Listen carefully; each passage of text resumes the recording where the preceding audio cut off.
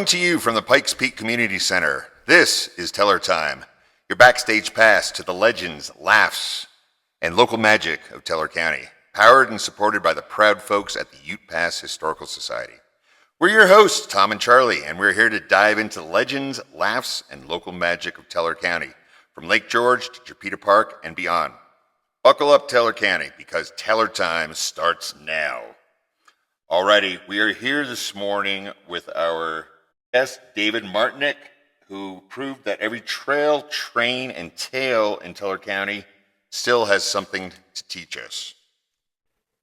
Well, hi, Dave. I'm glad you made it over and sitting here with me and Thom. And, we have a lot to talk about. It's been good to see you. We've been working a little more together recently. We have. Yeah. Good to be here. Thank you for inviting me. I'm sure glad you're here. And so one of the exciting things as far as was we did the Mighty Midland and the Towns It Built train documentary. And it was a fantastic project, but really, David, your input really helped do that. Now, my curiosity, I never had a chance to ask you, really. Did you have to really do a lot of research for that part in that documentary? Because it was really astounding. It was great. Well, no, not really. What I had to do was learn the script that was written for me. That's right. Exactly. And then that helps. and then adapt it and perhaps modify it. I did a little bit because I guess the first segment was about Christola and yes. all the characters there and what happened there. Yeah. And Rob had it down mostly, but then I had to add a few things here. Right. I know you worked. And Rob Adriel is the director yeah. and producer of this film. And David, you and Mel McFarland. Mel McFarland was one of the other main historian in this documentary. And between the two of you guys, I swear to God, you knew every spike that went in the railroad tracks. Well, you guys are so good. Thanks for the flattery, but yeah. I consider Mel to have been the primary historian in that whole project because he's been my mentor all along. I've known Mel since I got here to Teller County in 2006, so I have to give him credit where it's due because he's really the foundation of all the railroad history that we have in this area, and not just railroads. So, well, yeah, he truly amazing guy, but and I appreciate that. We do have to give him a lot of accolades for everything he's done. That guy was I think a conductor, wasn't he, for the COG the COG railroad a long time. Yeah, and so plus he wrote the two books about the two railroads. And he wrote those books, and they're published worldwide. Yeah. It's just fascinating stuff. But your part, you did in that film, you got into the Hagerman side of it, and that with the editing that Rob did with your voiceover on that Hagerman, and plus just your part in there, was extraordinary. And now that you already knew all that, right? It wasn't something you had to really do and research, but Rob wrote the part, I get it, but you still had to amplify on that. Well, what happened is when we met initially with Rob, and I think you were in some of those meetings, is Mel and I sent him both of his books, probably 150 or so photographs. Oh, yeah.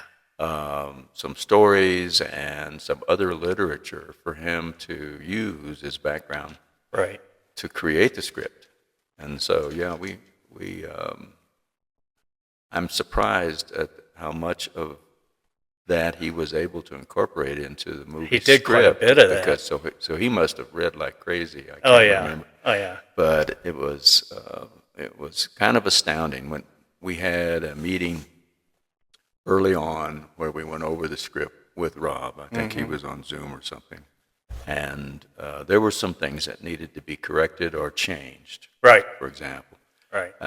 And he did that willingly. He said it wasn't a problem, and we didn't find out until later that the voiceover was AI.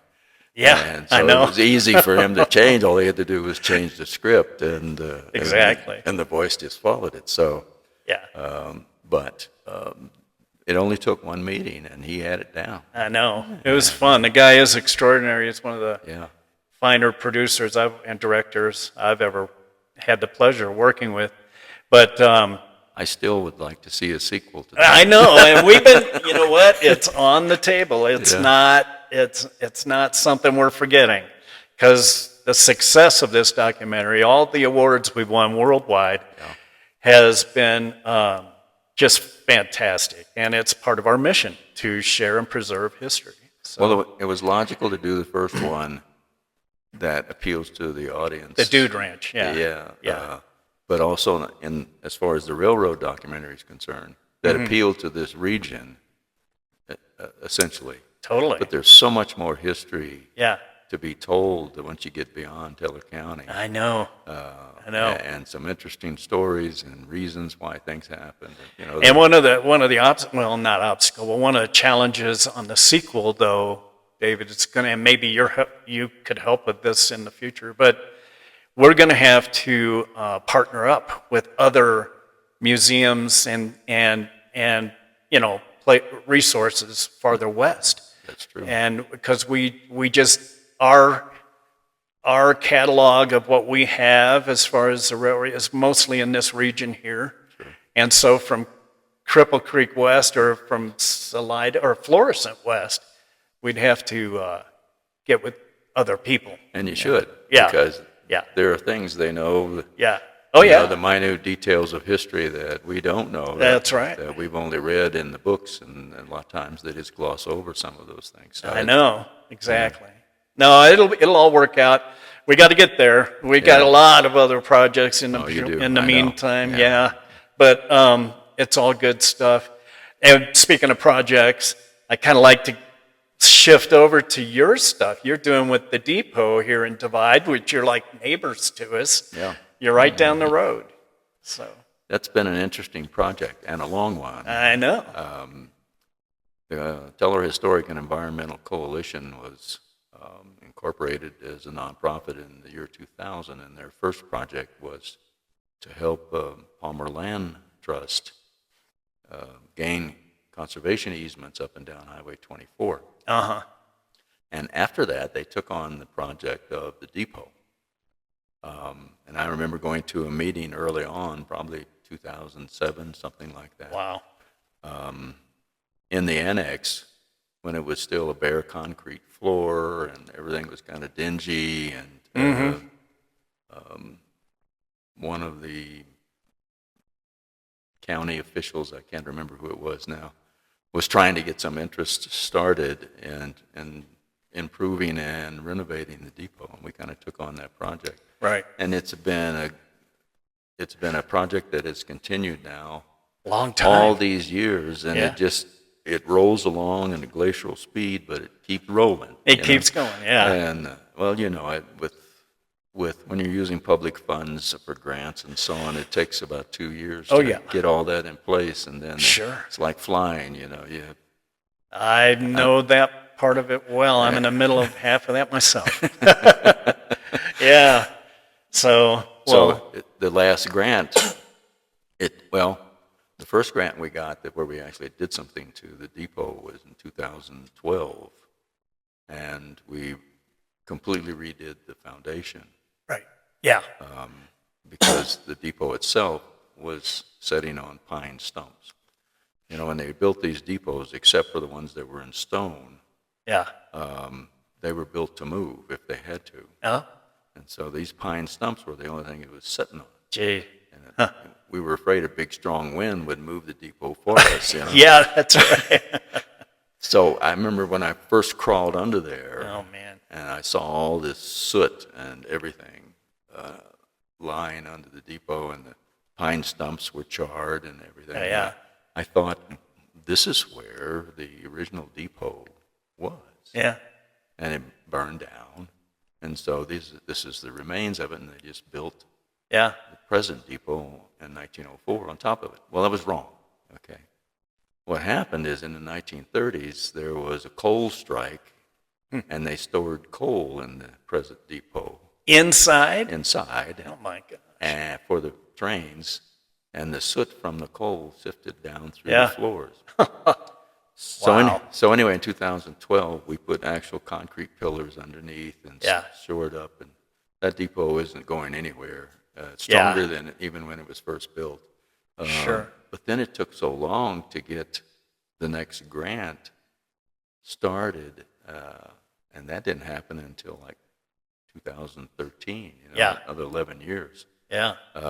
And then it took us 2 years to get contracting and everything together, because by the time we started to fund all the things we wanted to do, it cost us more to do those things than we had money in the grant. That's right. So we had to pare that down, and luckily we were able to do still the major things, which was a new roof. Yeah. We got a furnace, Right. which is upstairs in the attic, ready to be installed with the next grant. Nice. We retuck pointed all the chimneys. Yeah, I saw him doing that. We did testing on the asbestos insulation that's upstairs, because that'll have to be replaced eventually. Oh, yeah. And in the process, we were able to add to our list of other things that need to be due as a result of what we did this time. So it started probably in June, and they finished by August. And now look at that roof. I know, it looks great. Looks like it's been there a while. Well, but it hasn't. It's core 10 metal, so Yeah. it rusts to a certain point, and then it stops. That's really cool. And, Yeah. Yeah, I'm wondering whether the brown on the siding and the rust on the roof are going to be as appealing as I had in my mind that it would Well, be. it So looks I don't more know. authentic, It definitely It does. The patina, if you will. So, but I didn't even learn about this till after I was with my wife. But she remembers when that depot was called the Whistle Stop, Yeah, and that used to be kind of a roadhouse. Yeah. like a roadhouse, Yeah. kind of a bar and grill thing. Yeah. Yeah. I remember when we went in there to tear out the interior. The beer cooler was on the south side, and the flooring had just disintegrated Yeah. because of all the water and everything from the cooler. Yeah. And we found about 1,000 bottle caps Is that laying right? around, beer caps, Yeah. and about $125 in quarters. Oh my God. Wow. We had to tear down all the things in the back where the kitchen and the bathrooms were. Right. And those 2x4s were so brittle you could almost Is that right? break them with your hands. Wow. Or over your knee or something. But if you looked on the wall, apparently the Whistle Stop had a lot of first dollars, because there were about 50 edges of dollars that were pinned up on the wall. And I was trying to tell my board, maybe we should take all those dollars down, put them in a jar. Maybe you could put them together. And well, not put them together, but put them in a jar and display them. But they thought, they overruled me. They thought that was A little going too far. too far, too much of an effort. Yeah, that's right. Wow, that's pretty interesting stuff. But yeah, no, and people don't really, even I didn't realize how much, when you're trying to restore or keep a building up, especially when it's that old and it's been in this kind of environment, my gosh, the elements here between the wind and the storms and everything else has been just really hard on them. And this building in particular that we're in, the community center, I'm sure you know about this, but it was from 1928 originally, and then it burned. Yes. Like it seems like all these old buildings will burn, and then they redo them or they just do away with them. Yeah. And this one was fortunately redone in blocks. And a guy by the name of Martin Hammer, he was in charge of all that. Steve Plute educated us all on the history of this building. Yes. So to have these, at least what's left here in Divide, because there used to be a lot more of these old buildings, like across the road, up the road away a piece, and the one up here on the corner is still there, but I don't think it's going to be there long. I don't remember what it was, a restaurant and something else. Well, it used to be the schoolhouse. That's right. Right on the corner there. And, Yeah. Yeah. The basic building, which was Yeah. a log home, but log Yeah. built, but was a schoolhouse. Right. So these are really all that's left of the original back in the day divide. The little chapel of the hills. Well, that's there is, still. is one there, but Yeah. yes, all of the business district on the other side that Right. Pete Kuiper tore down, and he should have because they were just dilapidated. Oh, they were falling apart. Yep. Yes, you look at old pictures there and Yeah. read some of the history. That's Yeah. Divide was an interesting place. It really is. Never incorporated. It really But is. Yeah. And I think, I don't remember if it was you that mentioned, or maybe Mel in the documentary was talking about the Y here. They called it the Y. It's not like the YMCA. It's where the train would they could turn the trains around. Yeah. turn the trains around right here in Divide. And there's just, I encourage anybody listening to check this documentary out, because you learn so much about not only how the railroad worked, but how it interacted with everybody Sure. in the area. So it's just fascinating to me how this all came about. So anyway. So where can they find this documentary that you were talking about? Well, Good question. I have seen it, plus the trailer, on YouTube. I mean, Yeah, it is. It's out there it now. pops up occasionally. You could get it for the longest time. It wasn't available out there because, they were selling the DVDs, they were showing it at the theaters, and they wanted to attract the people there. But it's run for couple of years now. So it's available for free now on YouTube. And so is Dude Ranches, I believe. That's right. Yeah. And so they're both, they're there. And I get a kick out of watching them over and over. So going from that, now, you are also with the Teller County Preservation. The Teller County Historic Preservation. Advisory Board. Right. And I took over for Dee Breitenfeld. Okay. Doris D. Breitenfeld. She was the chairman of that until she passed. Yeah. 2014. And I kind of got involved in that, and then it kind of dissolved a little bit because some of the members lost interest, and we had to get new members in. And so it's a state requirement that counties have advisory boards for historical issues that may come up within their territory. And so we fulfill that particular requirement. Sure. And what we're doing basically is only advising the county on 30,000 feet historic issues, trying to get people who are owners of what we consider historic properties. Yeah. Which Dee always said anything over 50 years is historic. To consider whether or not they need to do any improvements to preserve whatever history is associated with that property, right. Whether it's a building or just a site or whatever. And quite frankly, that has been a struggle. Yeah.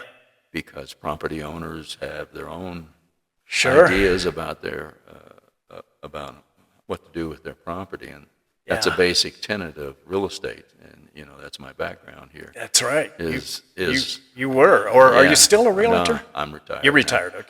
But I remember going through real estate school. The first thing they taught you was the definition of land. Mm-hmm. And the second thing they taught you is that the owner of a property is the sole person to decide how they're going to use that property. It may not be the best use, but they're the one that decides. Yeah. And so getting some of these homeowners or property owners interested in doing anything to preserve whatever history is associated with their property. It's a challenge. Oh, I bet it is. A lot of them don't want to do it because they fear the restrictions, and there are some. Yeah. But it fulfills the role of attempting to preserve whatever history is left in this county. I always say that we are lucky to live where we live because the history here starts, I mean, the real history about white man history, put it that way, starts about 1870, 1850. Right. Whereas you go to the East Coast, you've got 300-400 years of history, and I a lot of that is lost. Yes. And we have so much more here that can be learned and can be preserved. So, And you're absolutely right. That's one of the things that's fascinated me about it and got me in as now the president of the UPass Historical Society is because of just what you're talking about. Sure. I mean, it's just remarkable. And I feel, and I've heard it said before, if you don't know where you've been, you don't know where you're going. That's right. And Yeah. I truly believe that. Well, you've gone to our Bright Award banquets. Coalition. Sorry, and, I missed the last one, David. But the whole theme for the last 4 or 5 years has been to appreciate the past, not try to cancel it out because you can't really do anything about it now, right? Except learn the lessons that it teaches us. That's right. And those lessons help us to deal with the present, and also gives us some expectation about how we're going to deal with the future. Totally. And I don't know if that message has sunk in with everybody. I think more so in this county and more so in this area probably than others. But I think so too. But that certainly has been the plan all along. As long as Michael, I know, me too. And as long as we keep trying, I think that's the important thing. You know, it's too easy to. And that's one of the things about these oral histories that we've done with the old folks that are still with us. It's good to get their stories before it's gone, because once it's gone, it's never to return. Yeah. So it seems like an important thing for me and many others, yourself included. Yeah. Well, this has been great, David. We've been looking forward to this sitting down with you. I'm sorry we got our schedule knocked off balance a little bit, but we're going to have to do this again. I'm ready. I got you. Certainly like to. Yeah, me too. Yeah. Me too. Well, thanks again so much, and let us know if there's any other things that come up that we need to know about. I certainly will. Thank you for having me. You bet. Thanks.